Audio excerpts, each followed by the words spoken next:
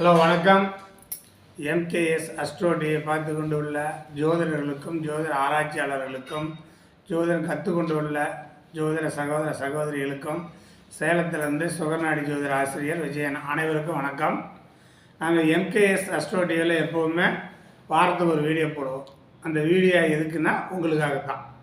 நாம் பார்த்த ஜாதகத்தை நோட்டில் எழுதி வச்சு அந்த ஜாதகத்தில் நம்ம என்ன பலன் சொன்னோம், சுகநாடியினுடைய விதி என்ன சொல்லுது, அந்த விதி அவங்களுக்கு பொருந்துதா அப்படின்னு பொருந்தி வர்றதா ஒரு ஜாதகத்தில் எழுதி வச்சு போர்டில் போட்டு உங்களுக்கு அந்த விளக்கம் சொல்கிறது தான் நாங்கள் எம்கேஎஸ் அஸ்ட்ரோ டிவியில் வாரம் ஒரு வீடியோ போடுறோம்.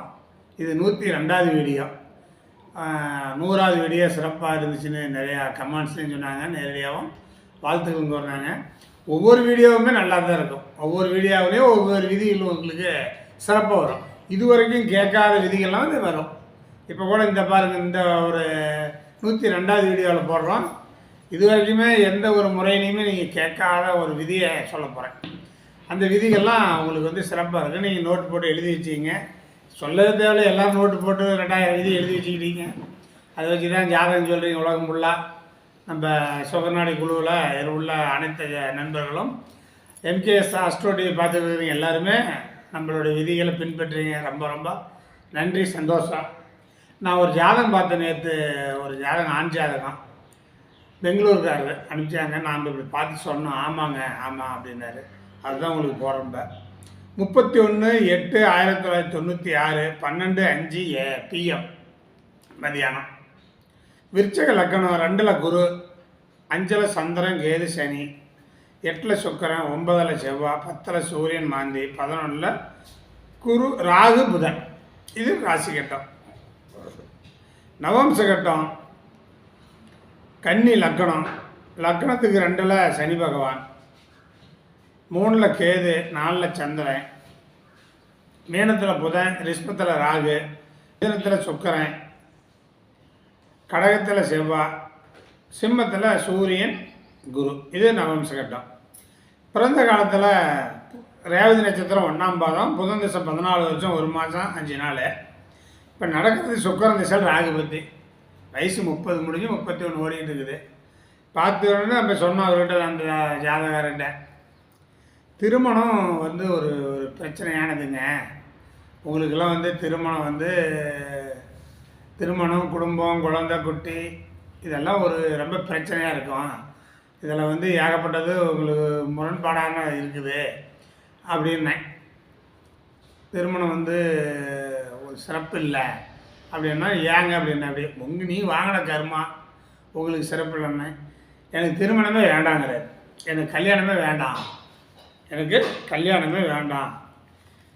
அவங்க அப்பா அம்மாலையும் கேட்குற. அப்படி அவங்க அப்பா அம்மா சொல்கிறாங்களாம், கல்யாணம் பண்ணிக்க சாமி, உனக்கும் ஒரு எதிர்காலத்தில் குழந்தை, குட்டி, குடும்பம்னு ஒன்று இருக்கணும் இல்லையா அப்படின்னு அவங்க அப்பா அம்மா கேட்குறாங்க. அவங்க அப்பா அம்மா சொல்ல, நீங்கள் கல்யாணம் பண்ணி என்ன வாரிக்கிட்டீங்க என்னட்டு அதை சொல்கிறீங்க? ஐயோ, நீங்கள் கல்யாணம் பண்ணிட்டா, நான் கல்யாணம் பண்ணிட்டேன் பண்ணேன். நீங்களாம் கல்யாணம் பண்ணி என்னத்தை அள்ளிக்கிட்டீங்க, வாரிக்கிட்டீங்க? எது கல்யாணங்கிறார்? எதுக்கு கல்யாணங்கிறார்? சரி, ரைட்டு. அப்போ அவர் கல்யாணம் இல்லை, திருமண வாழ்க்கை, குடும்ப வாழ்க்கை இல்லை. அது ஏன் இல்லை நம்ம பார்த்து சொல்கிறோம்னா, நம்ம உடம்புல பார்த்திங்கன்னாங்க புரோட்டீன்னு ஒரு பொருள் இருக்குது. புரோட்டீன் தாது பொருள் பேர். அது அழியாது. நம்ம உயிர் போனாலும் அந்த புரோட்டீன்கிற தாது பொருள் அழியாது. அதுதான் ஆன்மா. அதில் எழுதிருங்க அந்த புரோட்டீன். இப்போ நம்ம ஒன்றும் இல்லை, நம்ம செல்லில் சிம் கார்டு போடுறோம்ல, சிம் கார்டில் என்னென்ன நம்ம அடக்கி வைக்கிறோம், அதுபோல் அந்த புரோட்டீன்கிற செல்லு, நம்மளுடைய புரோட்டீன்கிற செல்லில் எழுதி விடுது எல்லாமே. இவன் ஜாதகன் திருமணம் பண்ணணும், குழந்தை குட்டி பெற்றுக்கணும், பேரன் எதிர் எடுக்கணும், மருமகன் மருமகள், இப்படியெல்லாம் அதை அனுபவிக்கணும். அந்த புரோட்டீன் அப்படிங்கிற செல்லில் எழுதியிருக்குது. அந்த செல்லில் இல்லாதது அவனுக்கு நடக்காது. அதுதான் ஆன்மா. ஆன்மாவுக்கு அழிவில்லைங்கிறாங்க முன்னோர்கள், சித்தர்கள், ஞானிகள் எல்லாமே. ஆன்மாவுக்கு அழிவில்லை, இந்த உடம்புக்கு தான் சரீரத்துக்கு தான் அழிவுங்கிறாங்க. நம்ம சிம் கார்டில் எப்படி நம்ம பதிவு பண்ணி வைக்கிறோமே, அதேமாரி தான் புரோட்டீனுங்கிற ஒரு செல்லில் நமக்கு பதிவாகிருக்குது. இந்த ஜாதகத்துக்கு அந்த புரோட்டீன்ங்கிற செல்லில் பதிவு இல்லை, என்னென்ன இல்லை, திருமணம் இல்லை, குழந்தை குட்டி இல்லை, குடும்ப வாழ்க்கை இல்லை, அவனுக்கு பிடிக்கல, அங்கே செல்லில் இல்லை, எழுதலை, அங்கே சிம் கார்டில் எழுதலை. சரி, கல்யாணத்தை பற்றி நீங்களாம் என்ன வாரிட்டீங்க, வேண்டாம், அந்த ஆள் வந்து வேண்டவே வேண்டாம்ட்டான் அந்த பையன். சரி, நானும் அதை விட்டுறான், அவங்க அப்பா அம்மாவும் விட்டாங்க. சரி, விட்டாச்சு. இதுக்கெல்லாம் விளக்கம் நான் பின்னாடி சொல்கிறேன். அவர் கேள்வி கேட்குறாருல, இந்தமாரி திருமணத்தை விட்டுருங்க ஐயா, அடுத்தபடியாக எப்படி பாருங்க அப்படின்னா, நம்ம என்ன பண்ணுறோம், ஒரு ஜாதகத்தில் 2ஆம் இடம், 7ஆம் இடம், 11ஆம் பாவம், சுக்கிரன் நல்ல நிலையில் இருந்தால் கல்யாணம், திருமணம், குடும்ப வாழ்க்கை நல்லா இருக்கும். 3ஆம் இடம் நல்லா இருக்கணும், நல்லா இருக்கும். 5ஆம் இடம், அது வந்து பின்னாடி சொல்கிறேன். இந்த ஜாதகத்தில் என்னென்ன பலன் இழந்திருக்குது நான் சொல்கிறேன். அப்போ அதை விட்டுறாச்சு. அப்போ திருமணத்தை வேணாம், குடும்ப பாத்தியம் வேணும்னா அடுத்து என்ன பண்ண, தொழிலுக்கு போகணும். அவரே அடுத்தது என்னன்னா தொழிலுக்கு தான் போனேன். எப்போவுமே 10ஆம் பாவத்தில் பாருங்கள், 10ஆம் பாவத்தில் உள்ள கிரகமும் 10ஆம் அதிபதியும் பலமாக இருந்தால் தொழில் நல்லா இருக்கும். இப்போ இந்த ஜாதகத்தில் 10ஆம் அதிபதி சூரியனே வர்க்கோத்தம் பெற்று ஆட்சி பெற்று, சூரியனா அரசன், அதை குரு வேற பார்க்குது. அப்போ என்ன ஆகுது, தொழில் ஸ்ட்ராங்காக இருக்குதுப்பா, தொழில் நல்லா இருக்குது, உனக்கு ஒரு கம்பெனியில் நிரந்தரமான தொழில் செய்வேன் அப்படின்னு. ஏன்னா 2 லட்ச ரூபா கம்பெனியில் சாஃப்ட்வேர் இன்ஜினியரில் வாங்குறேங்க, நான் 2 லட்ச ரூபா சம்பாதிக்கிறேன் அப்படின்னாரு. சந்தோஷம், நல்லதாக வச்சுக்க, தொழில் நல்லா இருக்குது. அதுக்கும் போகிற கூட நான் சொன்னேன் ஒரு வார்த்தை, அவர் வேண்டான்னு சொல்லி, தம்பி 2 லட்சம் சம்பாதிக்கிறேன், ஒரு கல்யாணம் பண்ணிக்க, ஒரு குழந்தை குட்டி ஒன்று பேர்த்துக்க, குடும்ப வாழ்க்கையும் நல்லா இருக்கும், ஒரு எதிர்கால வாழ்க்கையும் நல்லா இருக்கும், உனக்கு கடைசி வரைக்கும் ஒரு ஆதரவு இருக்குமே. திருமணம் குடும்ப வாழ்க்கை பற்றி பேசாதீங்க ஐயா, தொழிலை பற்றி பேசுங்க. 2 லட்ச ரூபா சம்பாதிக்கிறேன், ஜாலியாக இருக்கிறேன், எங்கள் அப்பா அம்மா நல்லா வசதியான குடும்பம், எங்கள் ஆச்சும் கேட்க மாட்டாங்க, நான் தர்மம் பண்ணுறேன், ஏழைப்பாளையங்களுக்கு தர்மம் பண்ணுவேன், நல்லா சாப்பிடுவேன், உலகம் நல்லா சுற்றி பார்ப்பேன், என் ஃப்ரெண்டோட சுற்றி பார்ப்பேன், செலவு பண்ணுவேன், நல்லா தர்மம் பண்ணுவேன் அப்படின்னா. ஆன்மீகத்தில் நல்லா இறங்கிக்கிட்டால் ஆன்மீக நாட்டம் உண்டு அப்படி. சரி, அதேமாரி நல்லதான் ஏழைப்பாளையங்களுக்கு படிக்க வைய, ஏழைப்பாளையங்களுக்கு நோய் நொடிக்கு ஆஸ்பத்திரி செலவு கூட, சாப்பாடு போடு, எல்லாம் தர்மம் பண்ணேன், ஆன்மீக சிந்தனையோடு இருப்பான், நல்லாயிருக்கும் அப்படின்னு சொன்னான். அதுதான் பண்ணிகிட்டு இருக்கிறேன் அப்படின்னு. சரி, வேறு வெளிநாடுகளில் ஏதாச்சும் போக முடியுமான்னு கேட்டேன். வெளிநாடு போகிறதுக்கு உனக்கு யோகம் இல்லைப்பா, நம்ம இந்தியாவிலேயே வந்து பண்ணு, தொழில் செஞ்சுக்க அப்படின்னு அவர் கேட்குற கேள்விக்கெல்லாம் நிறைய பதில் சொன்னோம். அதை சொல்லி முடிச்சாச்சு. சரி, இந்த ஜாதகத்தில் ஏன் திருமண வாழ்க்கை இவனுக்கு அமையலை, குடும்ப வாழ்க்கை அமையலை அப்படின்னு பார்க்கணும் இல்லையா? அதுதானே வேணும்.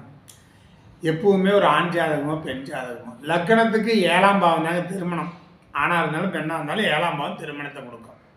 இப்போ விருச்சிக லக்கணத்துக்கு 7ஆம் அதிபதி சுக்கிரன் 8க்கு போச்சா, அதே ஒரு தப்புங்க. விருச்சிக லக்கணத்துக்கு 7ஆம் அதிபதி ரிஷபத்துக்கு அதிபதி 7ஆம் அதிபதி சுக்கிரன் 8க்கு போய் மறைஞ்சார். சுக்கிரனுக்கு 3, 8 முழு மறைவு, அது நம்ம சொல்லிக்கிறோம். 6, 12 மறைவு இல்லை. அப்போ சுக்கிரனுக்கு 3, 8 முழுக்க மறைவு. அப்போ அவர் என்ன பண்ணுறார், 7ஆம் அதிபதி 8ல் போய் மறைஞ்சார், 6ஓட காலில் இருக்கிறார், குருவோட காலில் இருக்கிறார், புனர்பூசம் 3ல் இருக்கிறார். லக்கணத்துக்கு 2ஆம் பாவத்தில் குரு சுக்கிரன் காலில் இருக்கிறார். நம்ம சுக்கர நாடியில் ஒரு விதி சொல்லிருக்குது, புனர்பூசம் 1, 2, 3, விசாகம் 1, 2, 3, புரட்டாதி 1, 2, 3, இதுக்கு நேர் ஆப்போசிட்டில் சுக்கரனுடைய நட்சத்திரம். புனர்பூசம் 1, 2, 3 மிதனத்தில் இருக்குதுன்னா தனுசில் வந்து போராடம் 1, 2, 3, 4 இருக்கும். இப்போ 1, 7. துலானில் விசாகத்தில் குருவுடைய காலில் சுக்கரன் இருக்குது, நேராக ஆப்போசிட்டில் மேசம் பரணியில் குரு இருப்பார். அப்போ கும்பத்தில் புரட்டாதி 1, 2, 3ல் சுக்கரன் இருந்தால், சிம்மத்தில் பூரங்காலில் குரு இருப்பார். இப்படி சுக்கரனுடைய நட்சத்திரத்துலையும் குருவோடைய நட்சத்திரத்துலையும் குரு சுக்கரன் இருந்தாலும் சரி, அல்லது 9 கோள்களில் எது இருந்தாலும் குரு சுக்கரனாக மாறிக்கும். இப்படி 1, 8ஆக இருந்து 1, 7ஆக இருந்தால் திருமண வாழ்க்கை அமையாது. இது சுகர் நாடியுடைய விதி.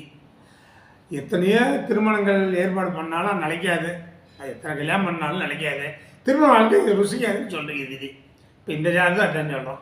சுக்கரன் குருவோட காலு, குரு சுக்கரனோட காலு, 1, 2, 8 திருமண வாழ்க்கை ஒத்து வரல, குடும்ப வாழ்க்கை ஒத்து வரல, திருமணம் வேண்டாம்னா கசக்குது. சரி, அதை விடுங்க. 3ஆம் பாவம் தானே ஒரு பரிமாண வளர்ச்சி. 3ஆம் பாவம் தான் பரிமாண வளர்ச்சி. அந்த 3ஆம் பாவம் பலமாக இருந்தால் அவன் கல்யாணம் பண்ணியே ஆகணும். அப்போ அந்த 3ஆம் பாவத்துக்கு அதிபதி யார், சனி பகவான். அவர் சனி போய் எங்கே உட்காந்துக்கிறார், 5ல். சந்திரன், கேது, சனி இதுக்கு பொதுவாக நம்ம முன்னோர்கள் சில நூல்களில் சொல்லுவாங்க புணர்ப்பு தோஷம்னு சொல்லி. ஆனால் புணர்ப்பு தோஷங்கிறது வந்து அவங்க சொல்கிற விதிமுறை வேறு. எங்கள் சுகர்நாட்டில் புணர்ப்பு தோஷம்னா வேறு வேறு ஜாதியில் கல்யாணம் பண்ணவன் தான் எங்கள் நம்ம சுகர்நாட்டில் சொல்கிறோம். ஆனால் சந்திரனும் சனியும் இருந்து பாம்புகள் சேரக்கூடாது. சனி சந்திரன் சேர்ந்து பாம்பு சேர்ந்துட்டா புணர்ப்பு தோஷம் இல்லை, அது சன்னியாசி தோஷம். அவங்களுக்கு குடும்ப வாழ்க்கை இல்லற வாழ்க்கை பிடிக்காது.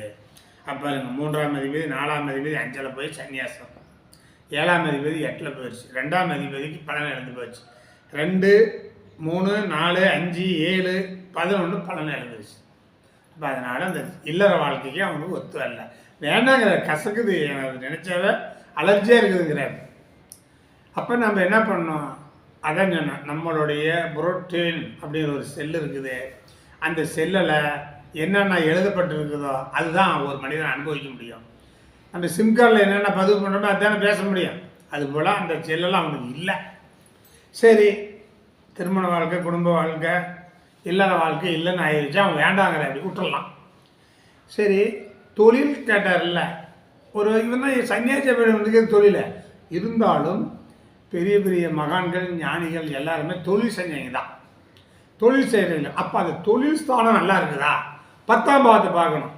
ஒன்று சொல்கிறேன், நல்லா ஆய்வு பண்ணிங்க. இந்த 102வது வீடியோவில் சிறப்பாக சொல்லணும்னு சொன்னேன்.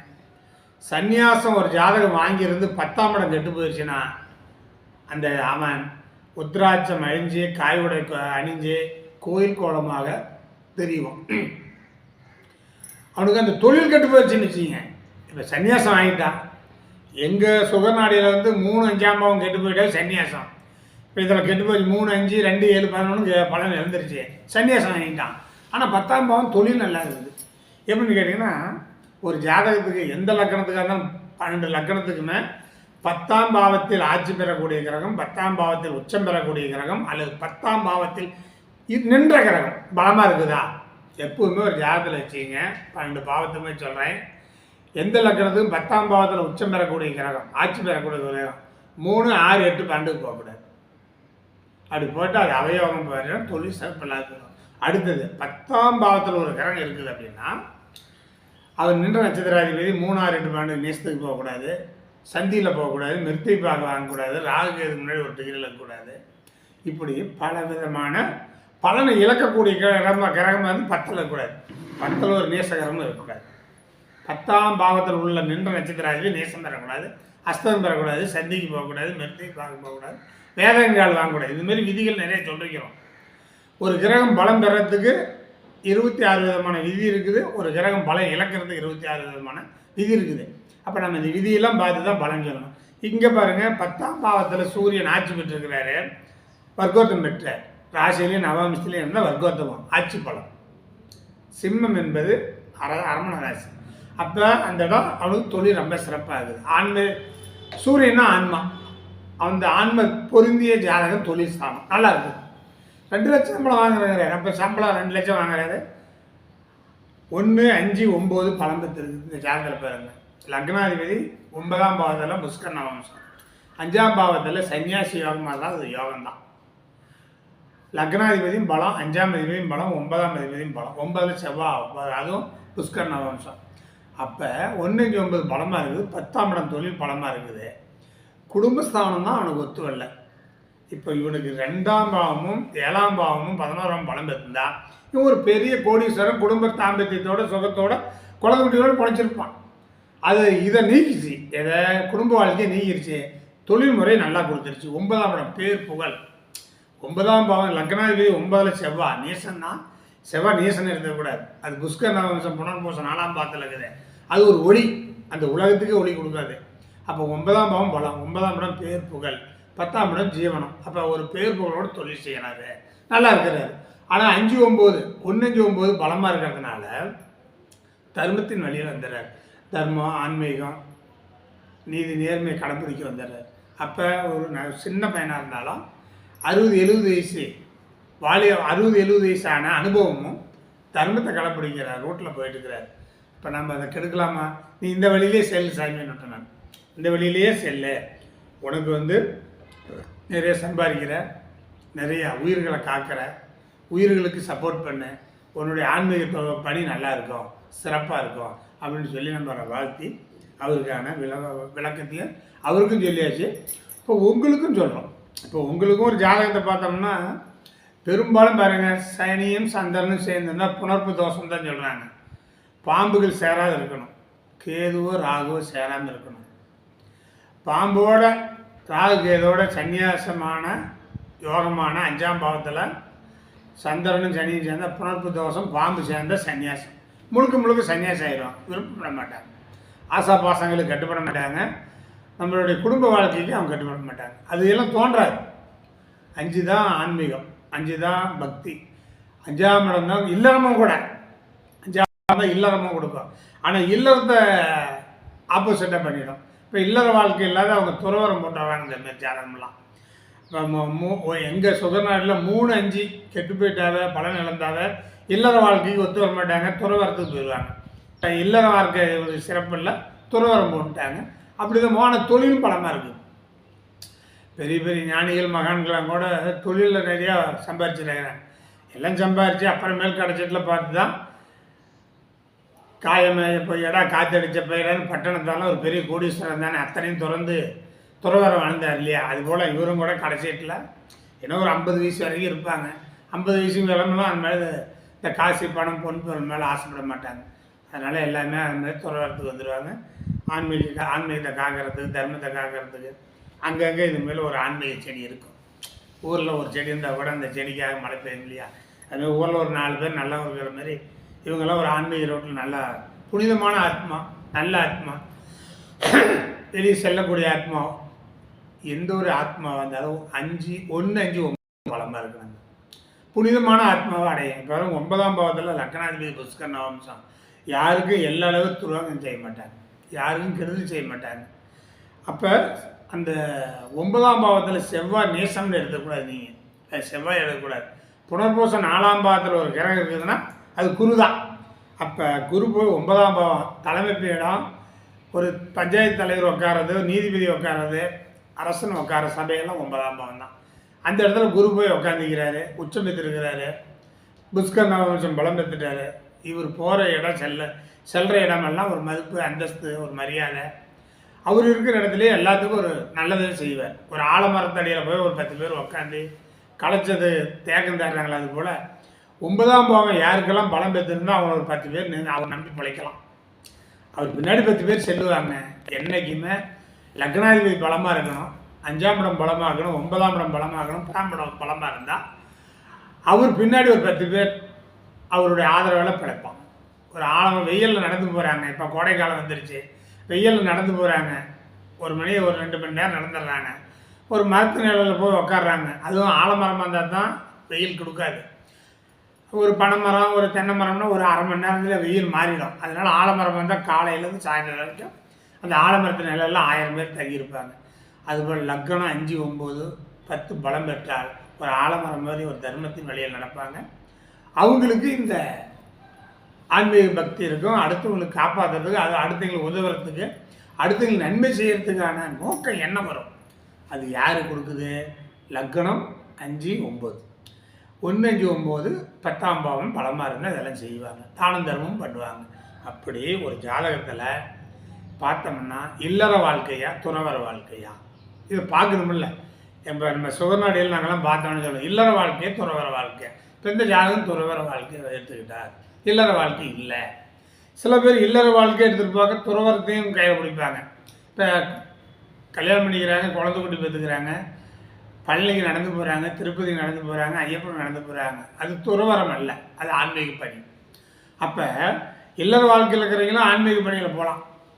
ஆனால் இல்லற வாழ்க்கை இல்லாத ஒரு ரத யாத்திரை போகிறான்னா அவன் துறவரம் தான். அவனுக்கு ஆசை பாசங்கள் இருக்காது. இப்போ பார்த்தீங்கன்னா பழனிக்கு எங்கள் சேலத்துலேருந்து, அது எடப்பாடியிலேருந்து லட்சக்கணக்கான பேர் பழனிக்கு நடந்து போகிறாங்க. எல்லாமே குடும்ப வாழ்க்கையில் இருக்கிறவங்க தான். அது ஆன்மீகம். அவங்க துறவரம் போகிறதில்ல, அவங்க ஆன்மீக ரத யாத்திரை போகிறாங்க. அப்போ என்ன பண்ணுறாங்க? அவங்களுடைய எண்ணங்கள், அவங்களுடைய உடல் வாழ்க்கைக்கு, அவங்க குடும்ப வாழ்க்கைக்கு நல்லா இருக்குன்னு சொல்லி வேண்டிட்டு போகிறாங்க.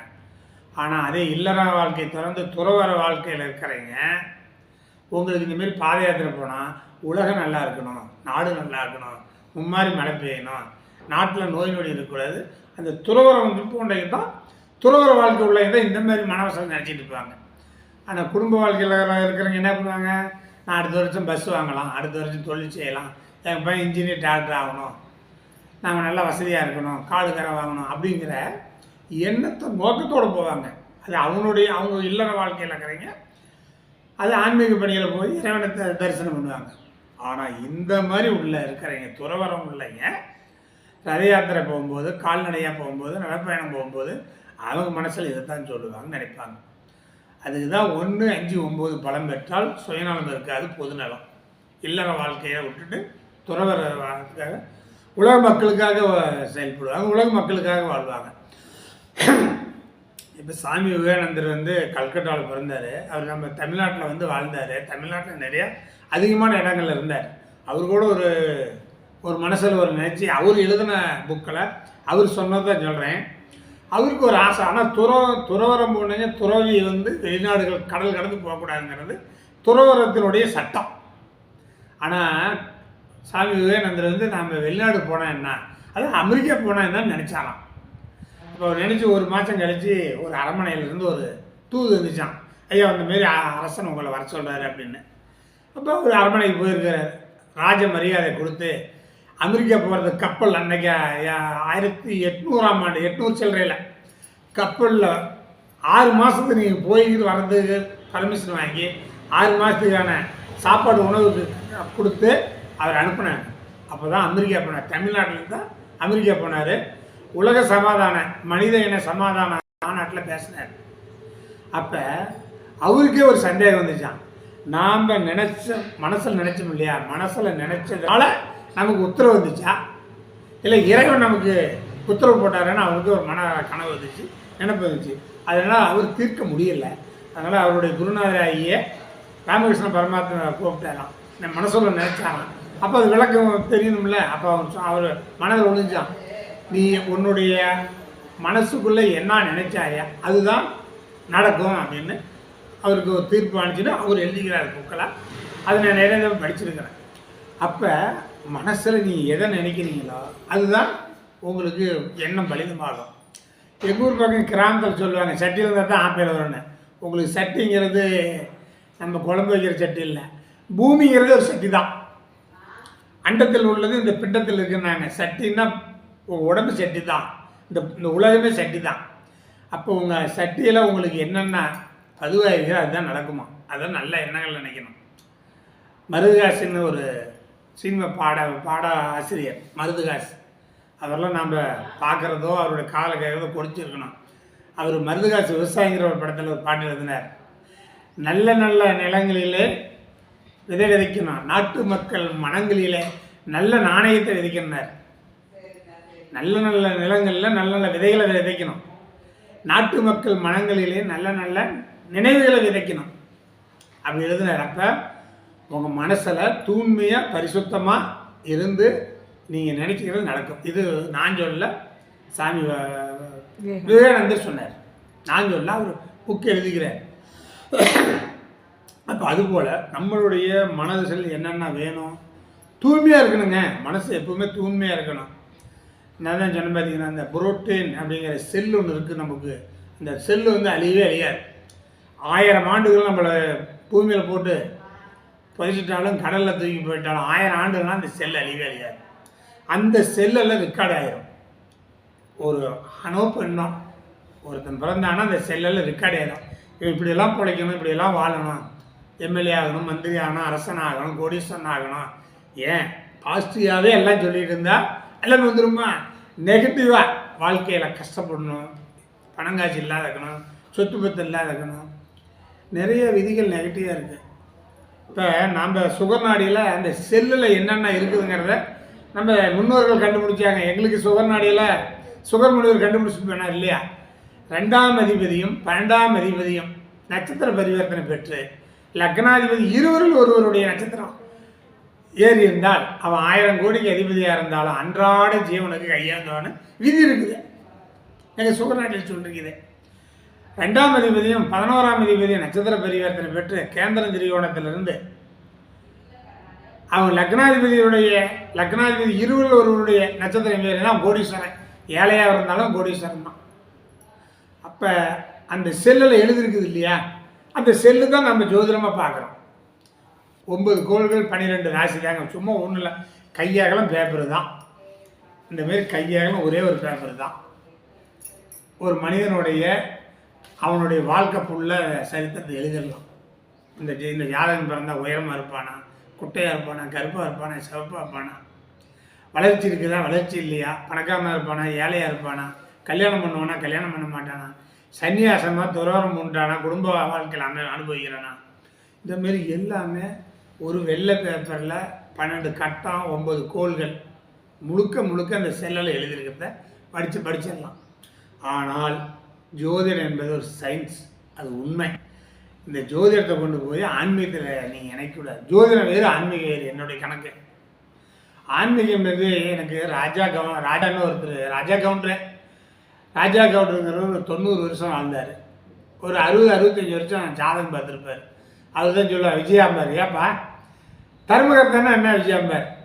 தர்மகர்த்தானா கோயிலில் ஒரு கோயில் கட்டுறதுக்கு பணம் வாங்கணும், காசு பணம் வாங்கணும், நகை நட்டு வாங்கணும், அதை வாங்கி கோயில் கட்டணும், அதுக்கு செலவு பண்ணணும், அதிலேருந்து 15 வாங்கி அவன் சொந்த செலவு பண்ணணும்.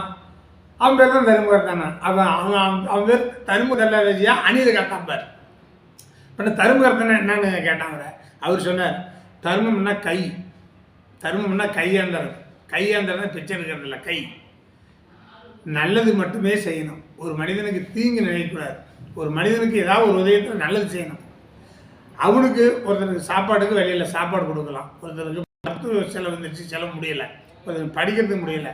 இந்தமாரி நற்காரியம் செய்கிறது ஒரு மனிதனுக்கு நீ எடுத்து உதவி பண்ணுறது தான் தர்மம்.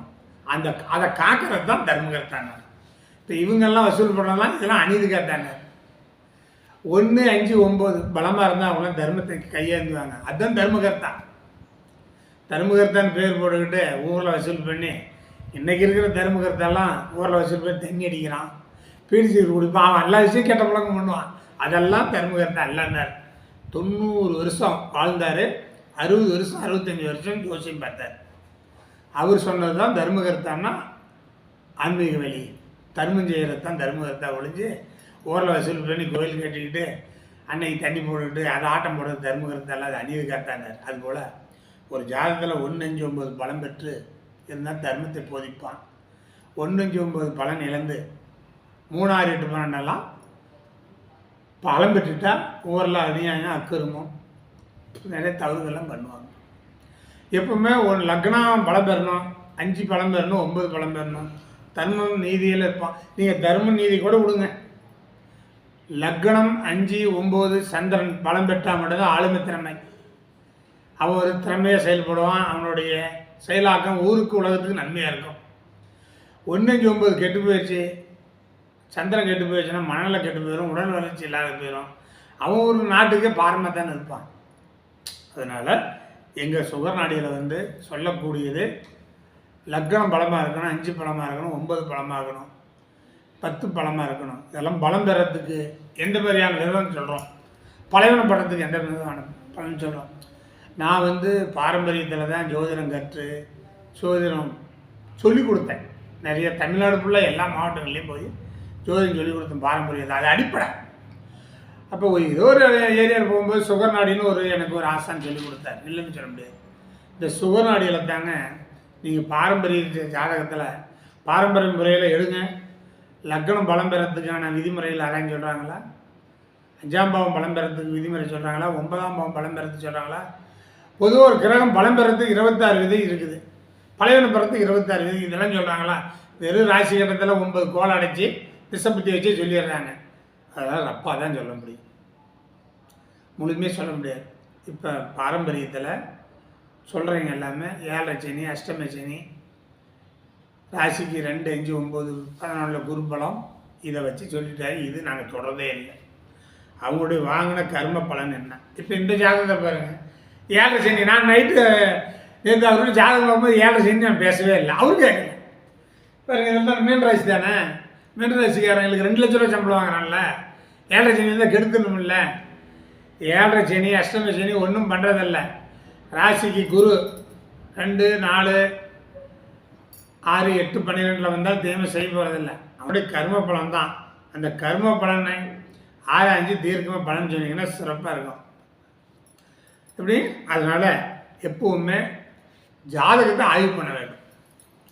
ஜாதகத்தினுடைய கிரகநிலை எப்படி இருக்குது அப்படின்னு பலன் பார்த்து அந்த ஜாதகனுடைய கர்ம பலனை சிறப்பாக சொல்லணும்னு சொல்லி எம்கேஎஸ் அஸ்ட்ரோ டிவி பார்த்து கொண்டுள்ள ஜோதிடர்கள் அனைவருக்கும் எம்கேஎஸ் அஸ்ட்ரோ டிவியை ஷேர் பண்ணுங்கள், லைக் பண்ணுங்கள், சப்ஸ்கிரைப் பண்ணுங்கன்னு சொல்லி மீண்டும் உங்களை அடுத்த வீடியோவில் சந்திக்கிறேன்னு சொல்லி நன்றி கூறி விடைபெறுகிறேன். நன்றி, வணக்கம்.